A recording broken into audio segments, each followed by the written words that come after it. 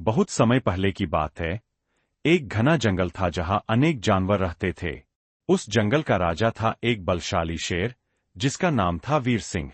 वीर सिंह जब भी शिकार पर निकलता, पूरा जंगल कांप उठता। शेर रोज किसी न किसी जानवर को मार देता, जिससे बाकी जानवर बहुत डरे हुए थे। एक दिन सभी जानवरों ने मिलकर एक सभा की। उन्होंने तय किया कि अगर ऐसे ही चलता रहा तो एक दिन पूरा जंगल खाली हो जाएगा। तब एक समझदार हाथी ने सुझाव दिया, हमें शेर से बात करनी चाहिए। क्यों न हम उससे समझौता करें कि वह हर दिन एक ही जानवर खाए, और वह भी हम खुद उसे भेज देंगे। सभी जानवरों ने यह बात मान ली और शेर के पास गए।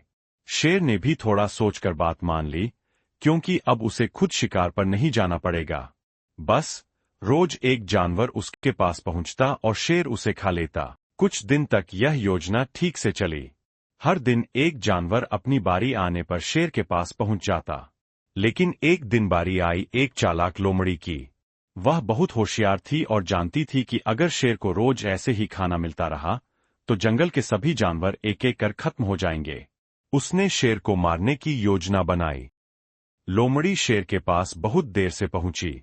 शेर भूख के मारे गुस्से से दहाड़ रहा था। जैसे ही उसने लोमड़ी को देखा, वह गरजते हुए बोला, तू इतनी देर से क्यों आई है?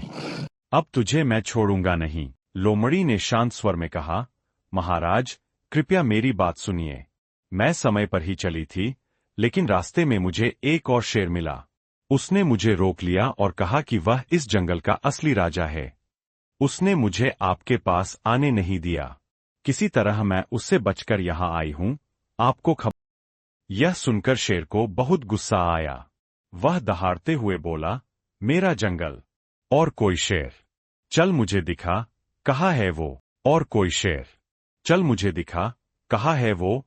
लोमड़ी शेर को एक पुराने कुएं के पास ले गई। उसने शेर से कहा, महाराज, यही है वह घमंडी शेर।